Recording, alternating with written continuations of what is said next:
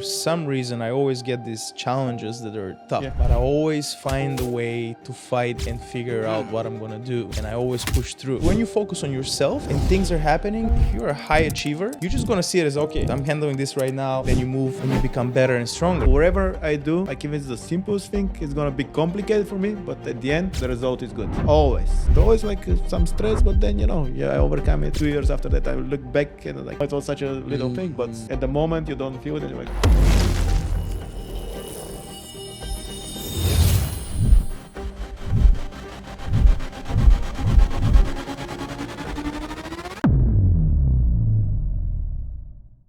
It was great. I was lucky as a kid. My aunt, my father's sister, was every Sunday. She made sure I would dress up and she'll bring me to church, and I was one of those church boys now. Yeah. Talking about it, but, that they would dress me up in the church, and only boys can go behind the old, I don't know how they call that now, behind where the fathers are like reading, and they have their holy water and all that stuff. So they'll dress you up and you hold a candle.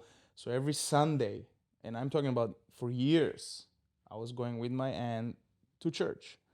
So that was part of me growing up, and it was, you know what, believing in God, and I still do every day, very strong. And every night, when Bella goes to bed, I make sure she's gonna say the prayer, and she'll say, "Thank you, God, for a beautiful day."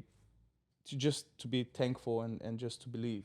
So I know there's so many religions out there, but I think believing in God is very important. And I know Tinka, he goes to church, and he's a big believer as well. Yeah, I go every Sunday as well. But, I mean, I didn't go when I was a kid. I started believing later. I mean, my parents were believers, and they were Yeah. kind of guided me into it. But I never wanted to. Like, I was so active, I never want to spend like 2 hours in church and stuff. But now, every Sunday, no matter what, I'm in church.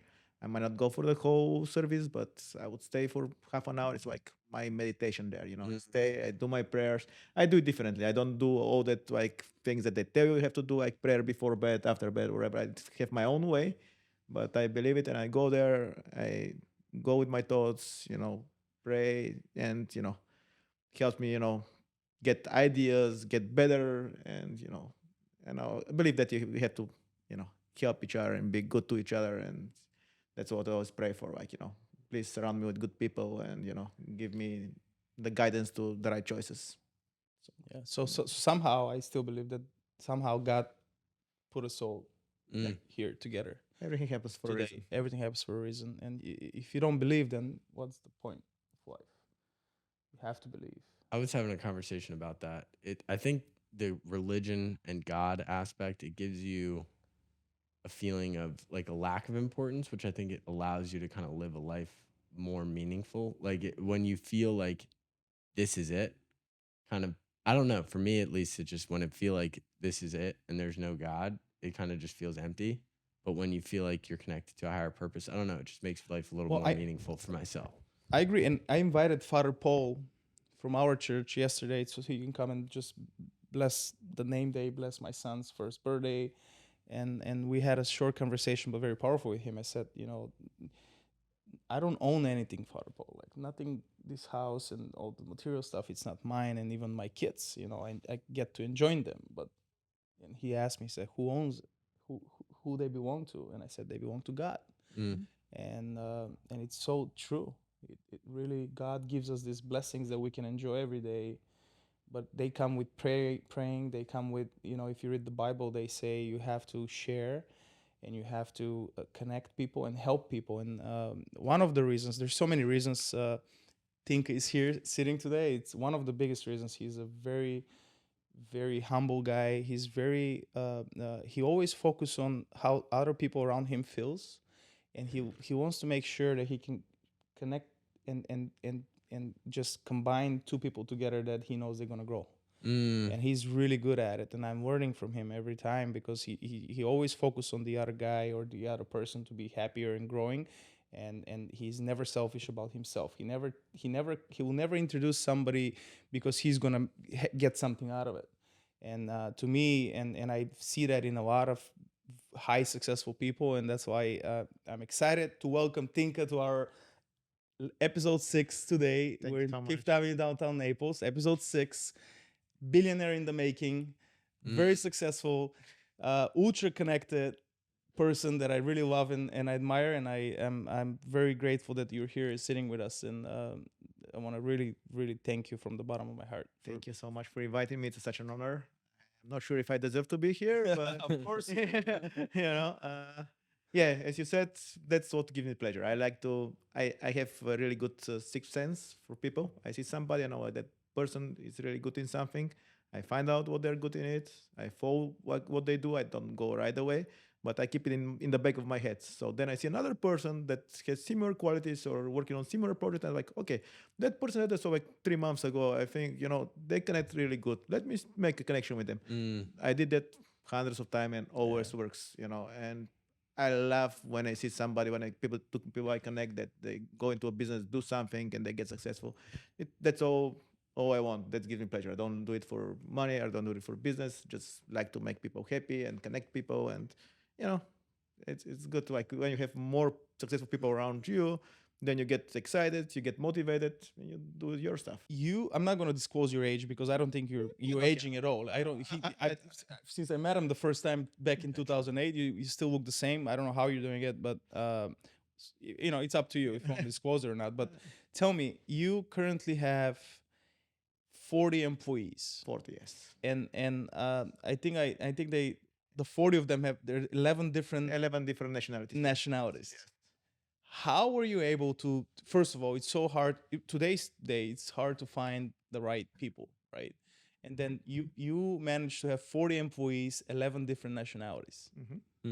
That's amazing. Yeah, It's just amazing to manage that whole it's very interesting. different cultures, Very too, interesting. Very different culture. Very different people. Yeah. They're all different temperaments. But I don't look in the people, for their nationalities. I just look for qualities. And for me, it's really good that I really take care of my employees. For me, it's very important that they feel good at work and they want to work. I don't tell them what to do. I show them what to do, and they like it, and they spread the news. So they talk. They're happy with their jobs. I haven't had anybody quitting on me. If somebody is gone, it's because they either started business and I help them do it, or they moved somewhere. That's it. Nobody quit because they're not happy with the job or the money they're making.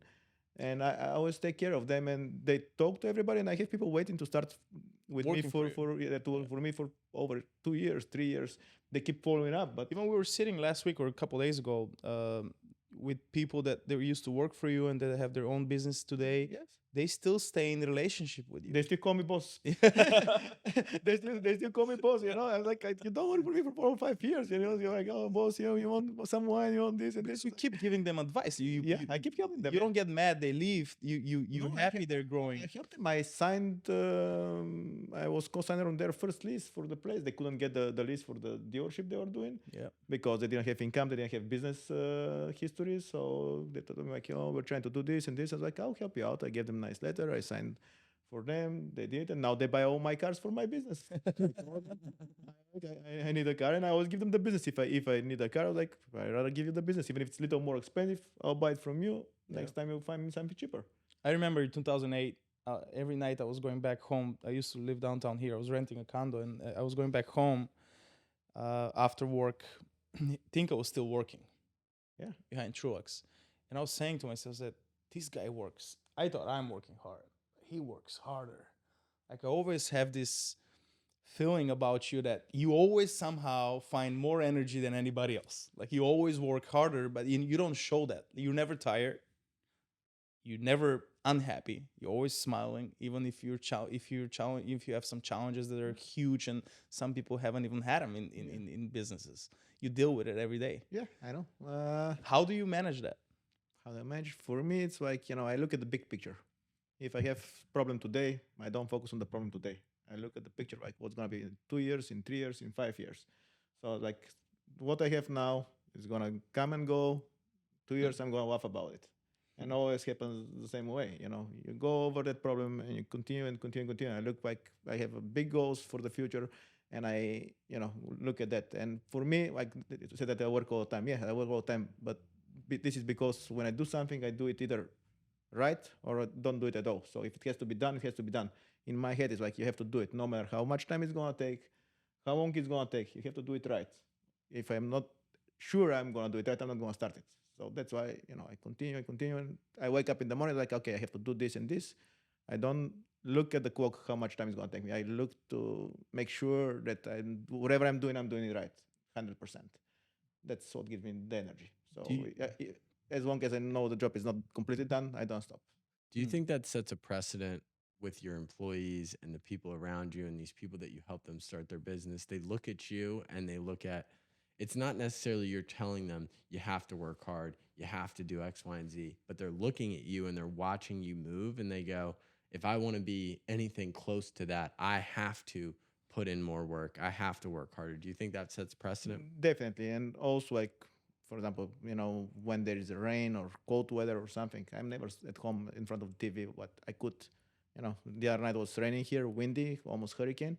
I was out with my employees, like in the rain, parking cars, because they see me being there, and I Mm. give them good show example. by Yeah, example? I was also like completely wet like them. I was like, you guys, we have those days. We don't have that many in Florida, but we have to go through it. Let's You make it lead together. by Yeah. example. So we did.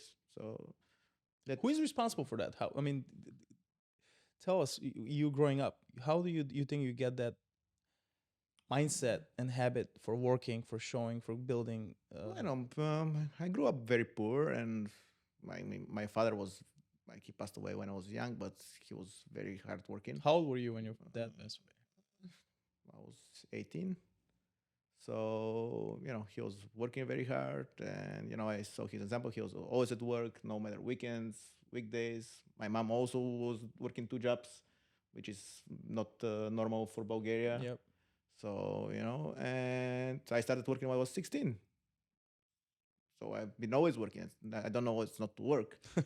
So, and also when I was doing martial arts Mhm. as well. So I would, Discipline. yeah, I would go work all day, then go like fight all evening, and then relax. That's why I have so much energy, because I've always put so much energy, and my body is used to, like, when I don't do something, I don't know what to do with myself.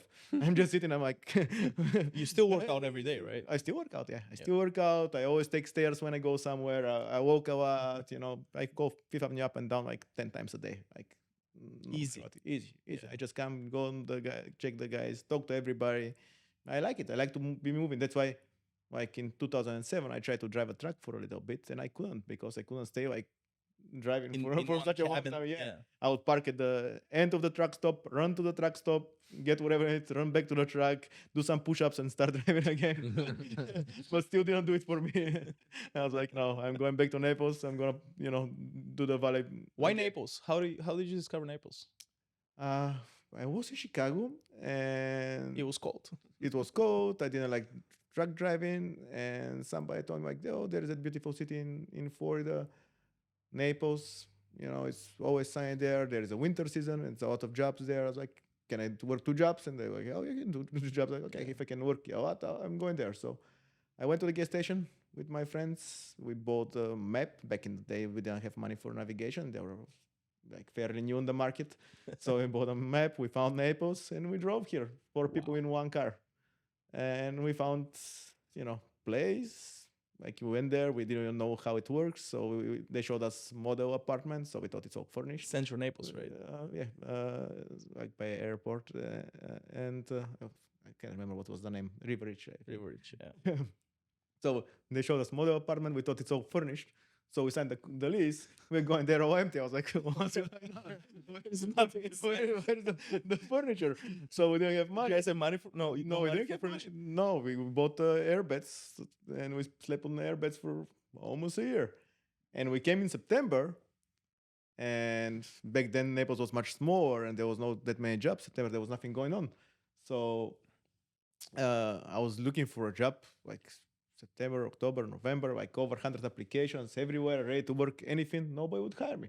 Wow. I was like almost giving up, and then finally they gave me a job in a country club to park cars.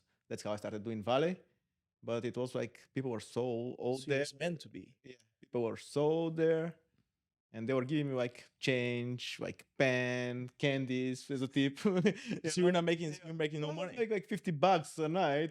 Yeah. But for me it was still something. I was grateful that I got a job.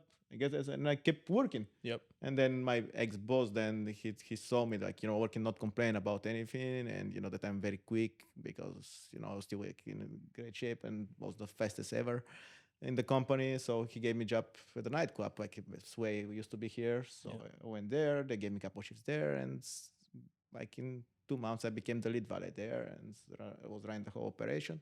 And then I started making money and saving, and then.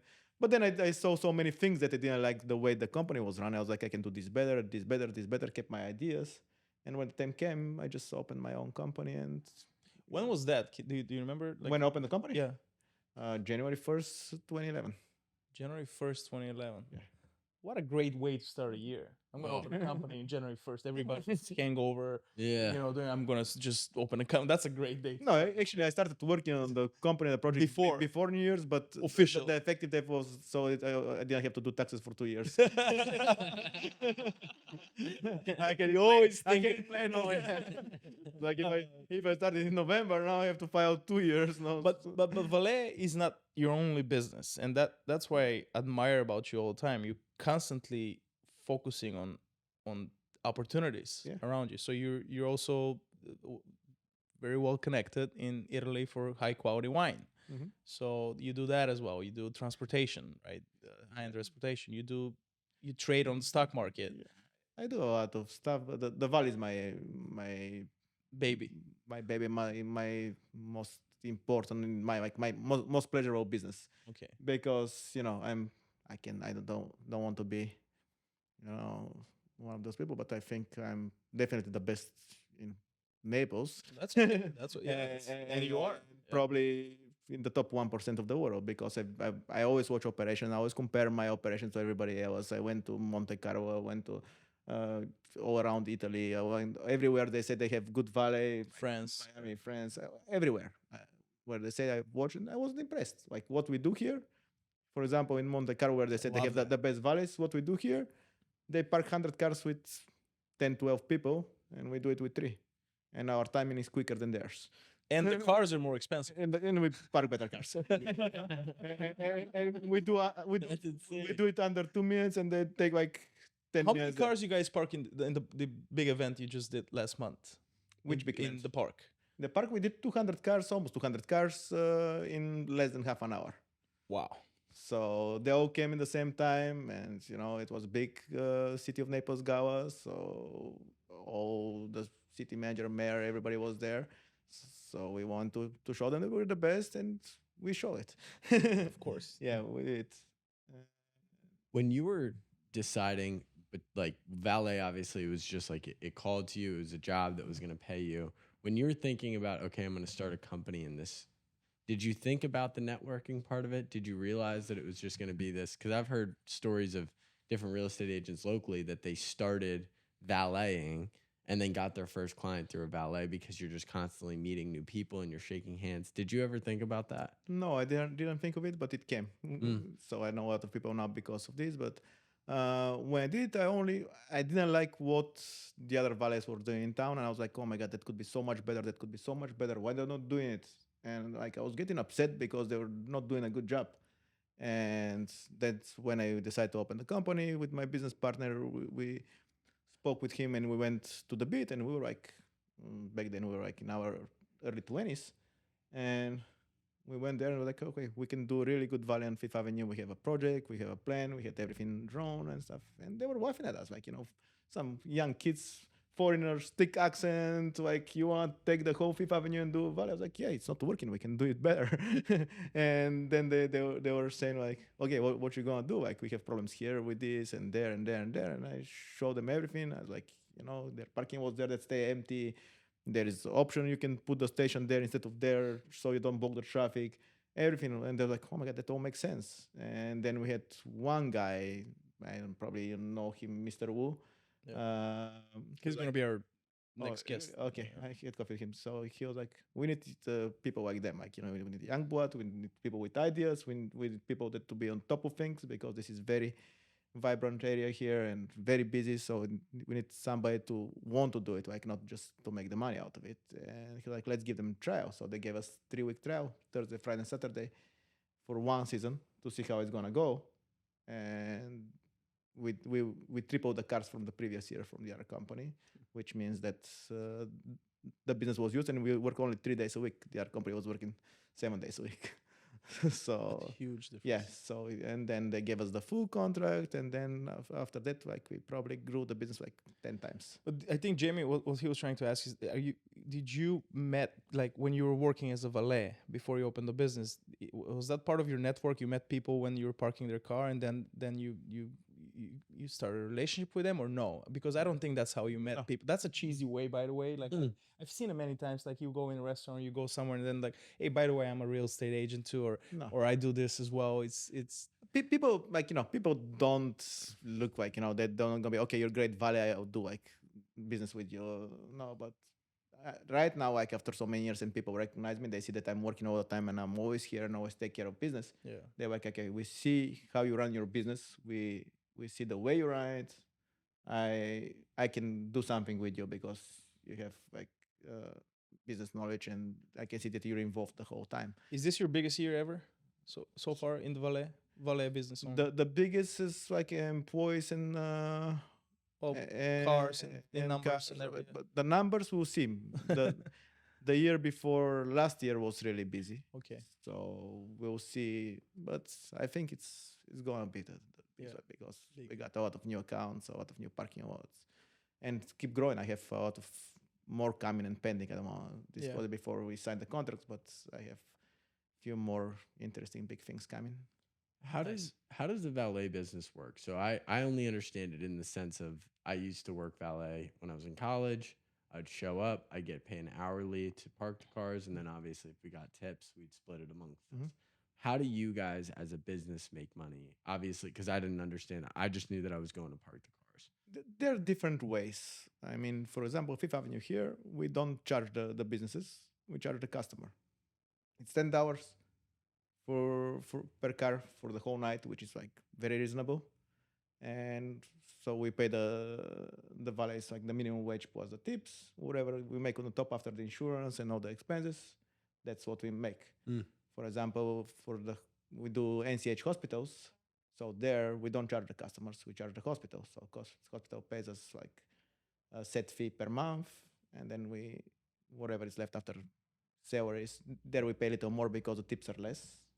I always make sure the employees make enough money because if they don't make enough, they're not gonna stay, leave. not gonna be happy. And I don't hire like college kids like you were because they're just there like to make some money and go. For me, I try to get like people that want to do that as a job, and I want to make sure they make like good money. I mean, I have one guy that he works for me like over 6-7 years. Vito, you know him. Yep, yep. So the Naples police, they were short on people, and they tried to offer him to get like, oh, Vito, we see you working hard, like let's make a police officer. You're gonna make good money and you're gonna get good job. And basically, like, how much you gonna make? They go like, oh, you start like $52,000. You're like, not risking my wife for $52,000. I make $80,000 here. so, so, Yeah. so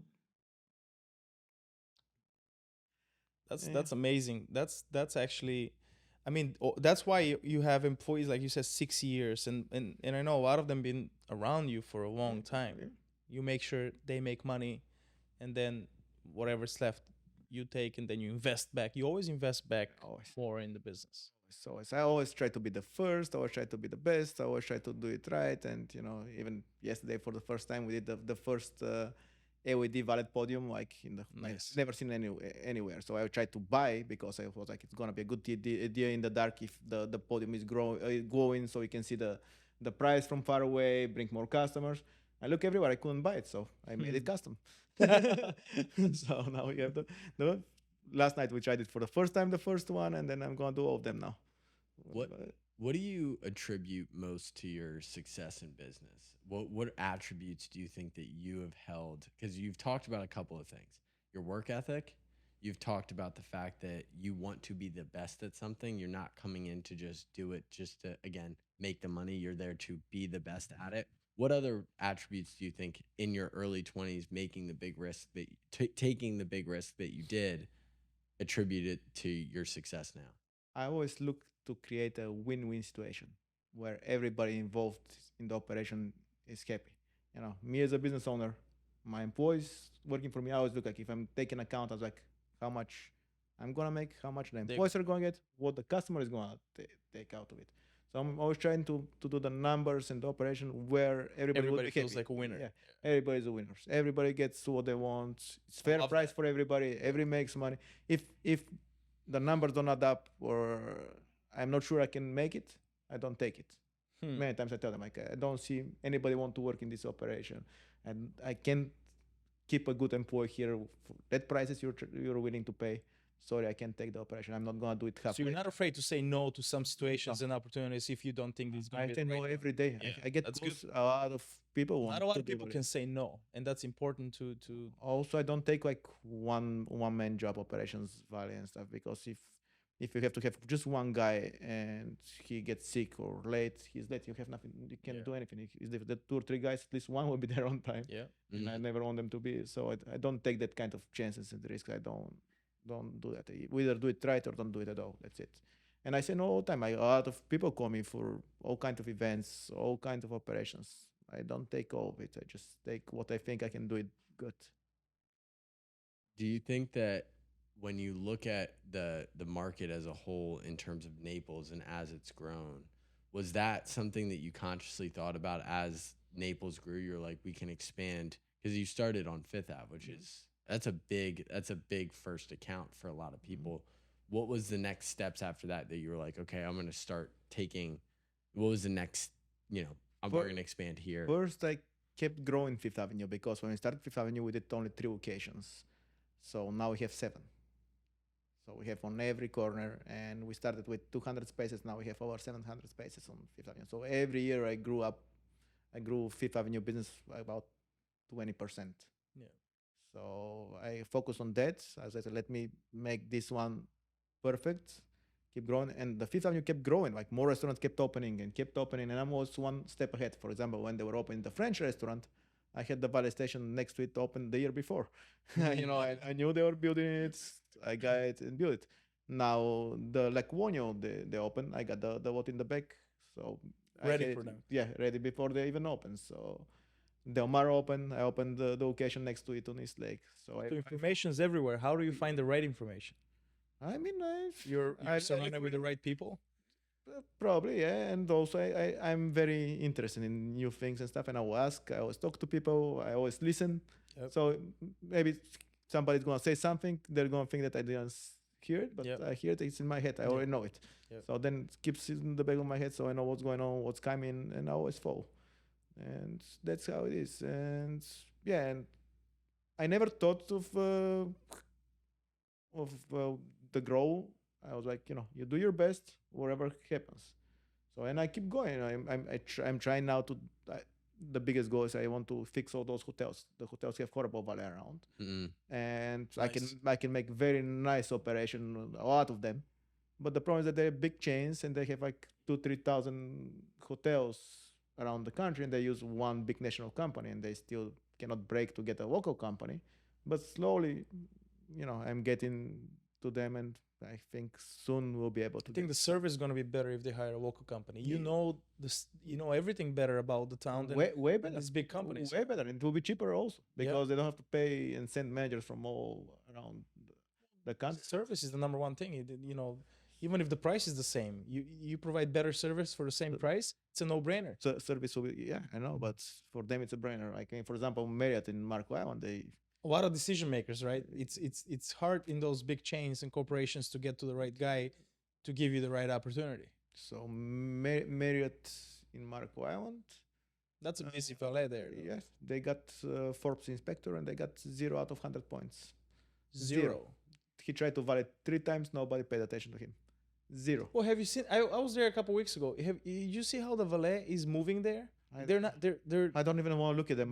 They're not running. They're not even walking. When They're crowing like little baby. Like when I see bad operation, I feel so bad because they put bad name on the whole business. Yeah. If you valet there and wait half an hour for your car, then never gonna go to they have valet. zero motivation too. Yeah. So they deserve the 0 points. I think zero motivation leads to 0 points. Whatever they did. You remember Miwalin? He used to work for me like 7-8 years ago, like Okay. big guy. So then he worked with me. I taught him everything I know about valet. Now he went back to Massachusetts in Cape Cod, so he's the manager of the valet of a 5-star resort there, and he got them like 100 points. Nice. And I gave him all the know-how.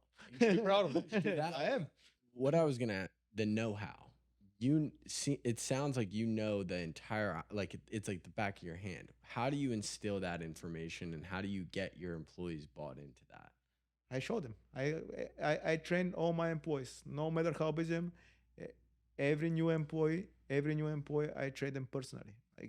Like I might have the new employee with some older guys for 2-3 days, but then the last part of the training, always with me, one on one. We get to one question, work together, we park cars together. I show them, we order them. I let them see how I do it, and if I see that they don't know why I'm doing something, I explain to them. I was like, you don't have to think about it. You don't have to recreate the wheel. I've got it down to science.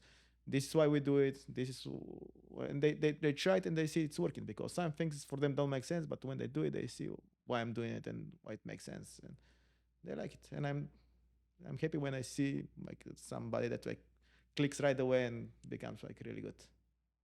Like, it's so interesting that you said it sounds very simple. It's showing up. Yeah. Showing up for your employees. Like most bosses, I don't know how many bosses I like out there that are in the nitty gritty, parking cars with them, showing them the ropes. Where did you learn that? Where did you learn that type of leadership? I don't know, it just came naturally to me. Mm. I was like, I don't want to ask them something to do if I don't want to do it. So I just Do I you, just do you it. read books? I read books. I don't have that much time as much as I want to read books, Yeah. but I read one once in a while. I read mostly. I read business articles and Okay. stuff. That's what I like to read.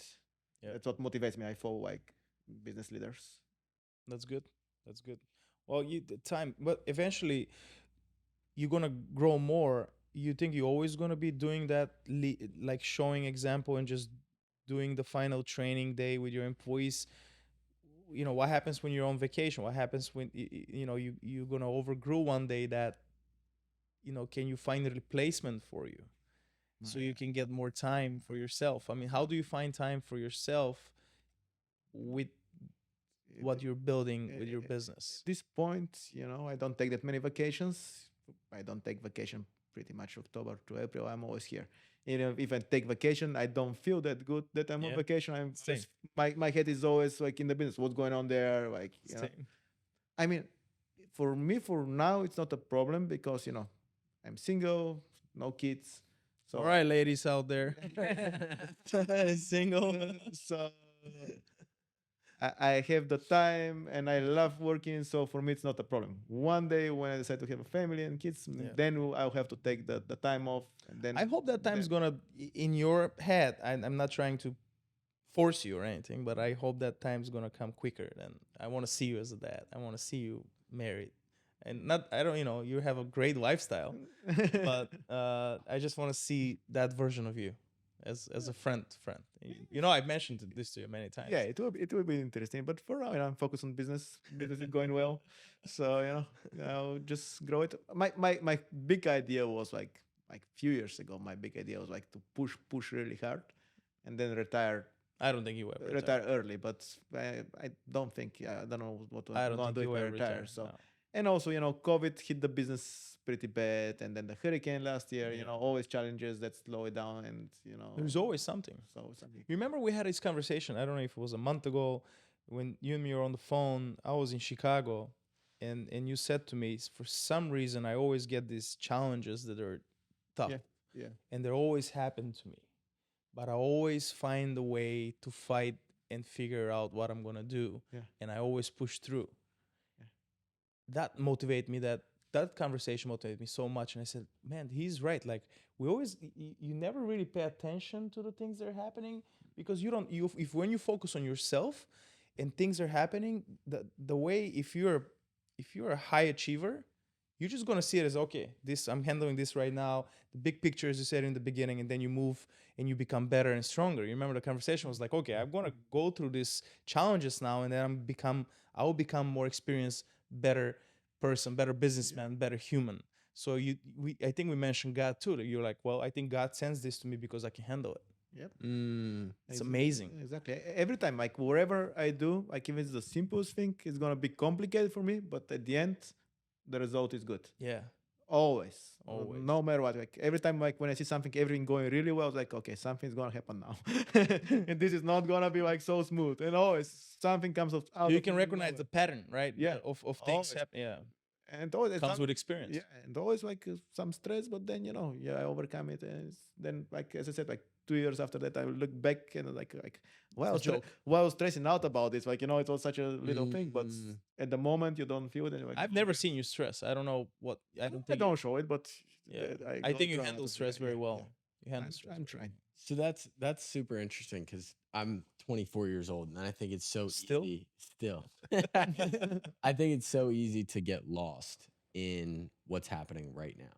Crisis comes up. How are you dealing with it? And then all of a sudden you're like, you can go into this spiral of like this never ending. Is this gonna work? Am I gonna fail? And you go. How do you avoid those conversations with yourself in your head? Like, or do you have those and it's just natural? I do have it. I don't avoid it. I have it, and I'm just like, look at past examples. It's like, okay, a few years ago, you thought this is gonna be the end, and now, look where you're at now. So you can do it. You can continue. Like it, problems always. Do you remember? You take no? Do you take journal? You remember. write I remember. You I don't remember? write there.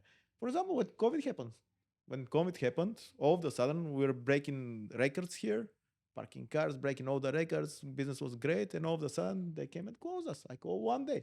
So they closed my valet, they closed my transportation because I also have the airport transportation. So people were not flying, no transportation. Wow. I just filled up my storage with a lot of expensive wine. That was shut down. All the restaurants were closed, so nobody would buy wine. So I had so much money invested. I had so many employees, like don't know Waiting. what they're doing, waiting to work. I have families to feed. How did you handle that?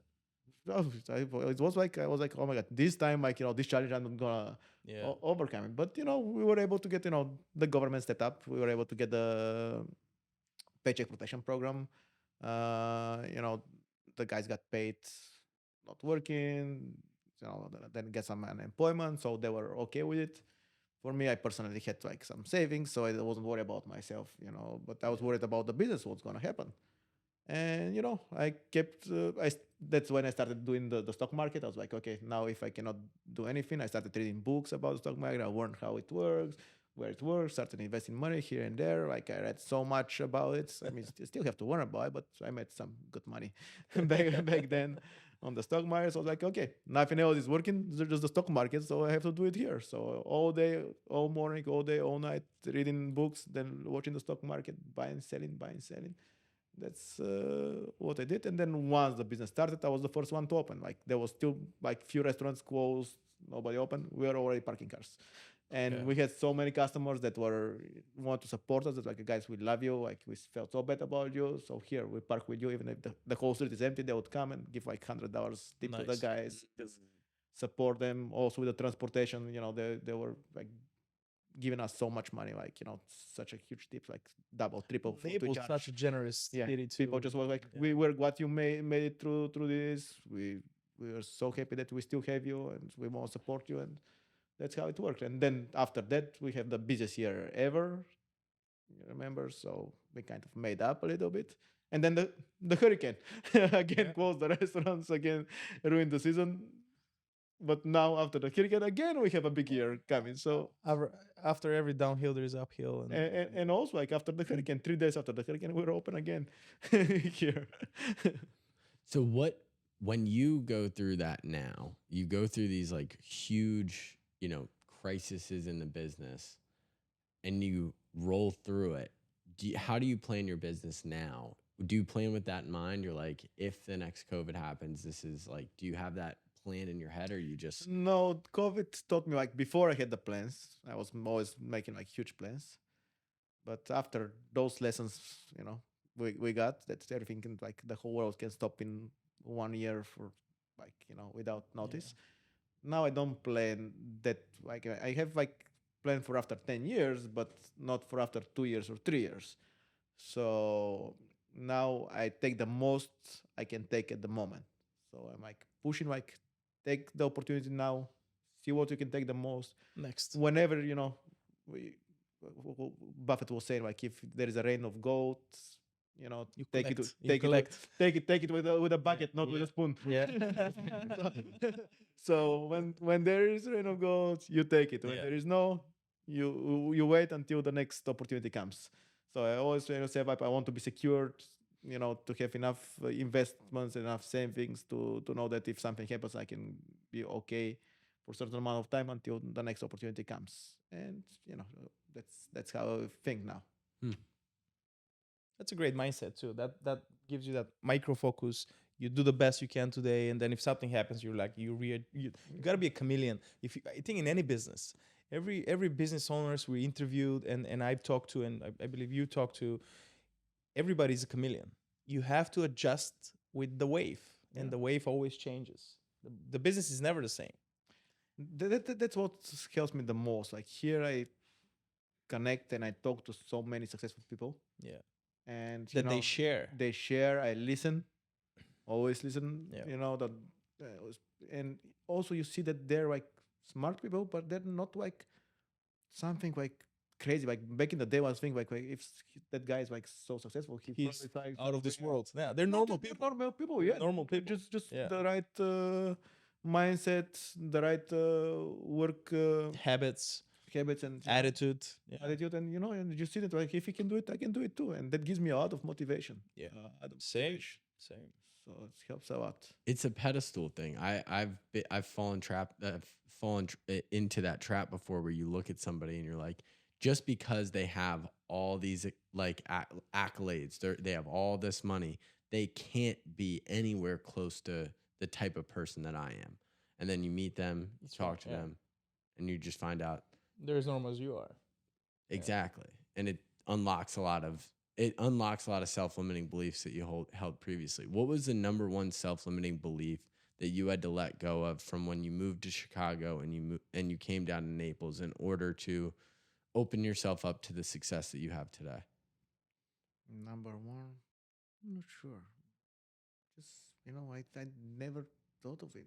I just when I moved here, I was like give the best of you, and whatever happens, that's it. Like always 100% of you, and that's it.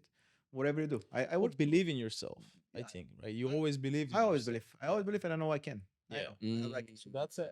You know you can. I- There's no self doubt there I know, that yeah, no, you there is won't no, do no, it. no, no. Yeah. I always like look at something as like I can do it better. Yeah. Every time I see it, like and that sometimes If you don't believe in yourself, how can you expect other people to believe in you? So Yeah. I think believing yourself is the number one thing to start anything in life. Even approaching a girl, right? Even approaching somebody you want to meet on the street. You got to believe in yourself so you can do it. It's not an ego thing. It's a self kind of a but not so love and respect. not only believe, because a lot of people believe in And themselves they stop there. and they don't deliver. Yeah. If you said I'm gonna do it, and Oh, yeah, I can do of it. course, yeah. You have to do You it. have to do it. Because a lot of people are like, oh, I can do this, but they never do it. Yeah. If you say you can do it, you fall and you do it and you do you it. gotta fall through. Yeah, and you Gotta do it fall better through. than everybody else. Yep. That's So a mindset. if you want it to work, otherwise, if you don't deliver results, you can talk all you want and think all you want. If you don't show results, doesn't matter what you say. So you're also a real estate investor. Tell me about Naples. You love Naples. love it. It's your city. It's the best city in the world, I agree. And you've been everywhere, almost Yeah. everywhere in the world. pretty much everywhere. And we always come back here. Every time I travel and I come back here, have that same excitement when I see the palm trees at the airport, when I see how clean it is, the people, the restaurants, the vibe. That's really good for me because I don't like going on vacations that much anymore Yeah. because everywhere I go is downgrade.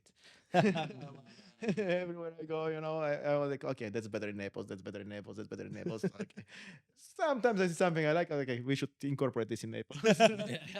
But always Naples Oh, yeah. on my mind, Yeah. So, Same with me. and every time I come back, I'm like, oh my god, thank God I'm back here. Yeah.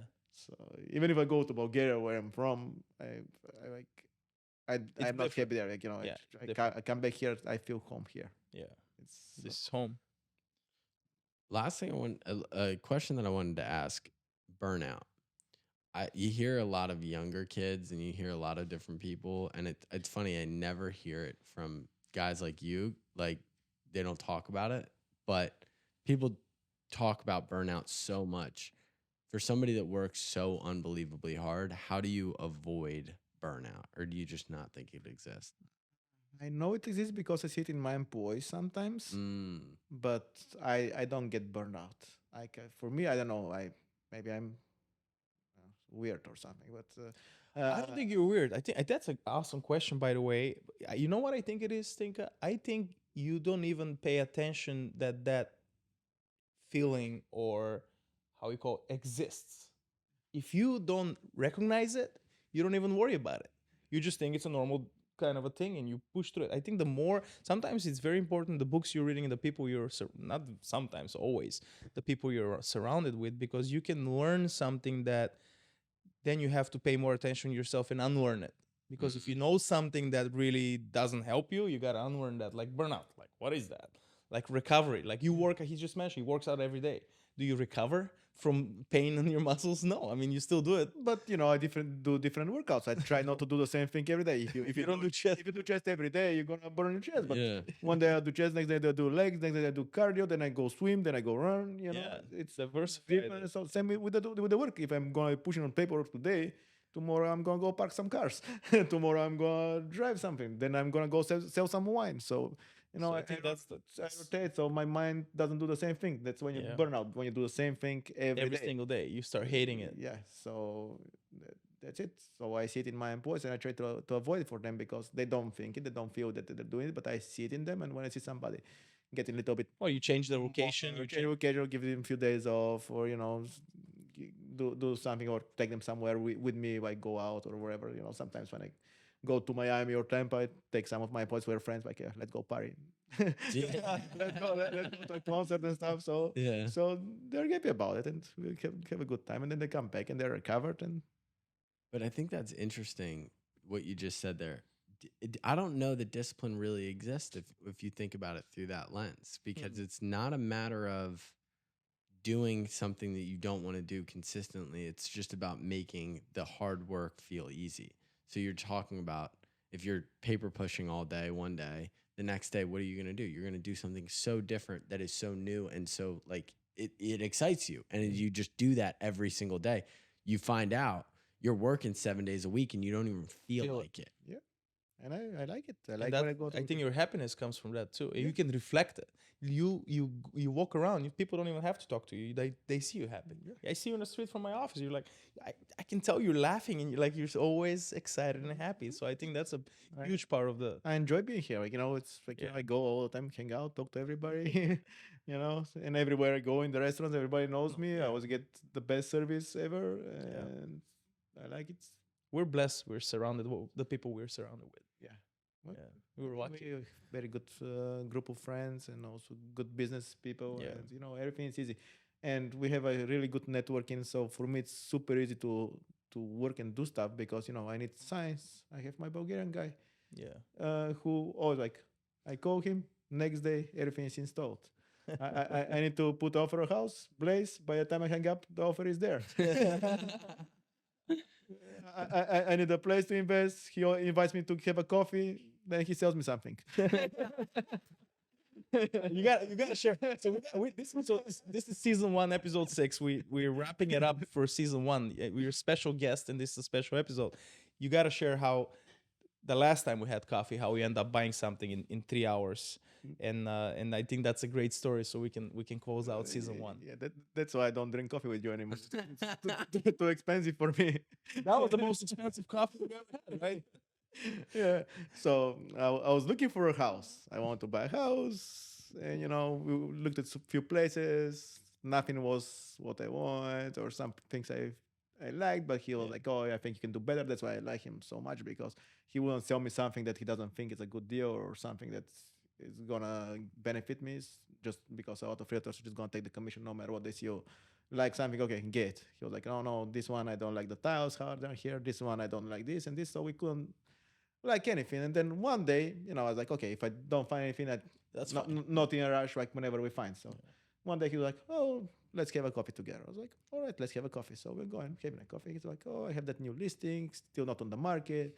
It's a very nice condo. I was like, yeah. He's like, I was like, I don't look for a condo. He's like, yeah, but you You want. should see it. You want to take a look at it? Like, it's really nice. I think it's a great deal, great opportunity and stuff. Just come with me. I have to go see it anyways. If you want, to just come see it. I went there. I love the place. Like, just That was it. amazing. Like, it was all turnkey furnished, everything the way I like it. Like, it's like High ceilings. yeah. If I want to furnish it, I was gonna furnish the same way. Maybe I'm not gonna go do such a good job and everything. So I loved it. He told me the numbers. I was like, oh my god, that's like such a good deal. He's like, yeah, it's still not on the market. It's like, I think it's good opportunity for you. So like, okay, where do I sign? Now that property doubled the value, even more. But 2.5 times, yeah. 2.5 times in. So you see what the power of who you work with matters. Yeah. But it's And he even bought the coffee. but it goes to show the great example of theirs. You didn't wait. You Oh, made two. You he's an made 2 point. opportunist. You made 2.5x on your money. Yeah. It was a win-win scenario. Blaze sold the property before it went up on the market. The seller is happy. The seller's happy, and you didn't sell some No. BS. You weren't selling BS when the opportunity came there, and then it's like I never sell BS, but never. Yeah. That's why. it's not in my menu. I love it. Well, again, I want to thank you so much for. I know you're a busy guy. Your computer is always working. This guy. I mean, I know we all are, but you're special. You don't age. Again, it's always look the same. Maybe one day you're gonna share that secret. Maybe season 2, one of the Yeah. episodes. We're gonna ask you that. But again, it's a pleasure to have you on a wrap on our season 1, episode 6. Thank you so much for being here. I hope you enjoyed it. Thank you so much for having me. It was a real pleasure talk to you guys. It was so much fun. And Awesome. I'll be seeing you around. Yeah, I'm yeah. here. We're here. Yeah.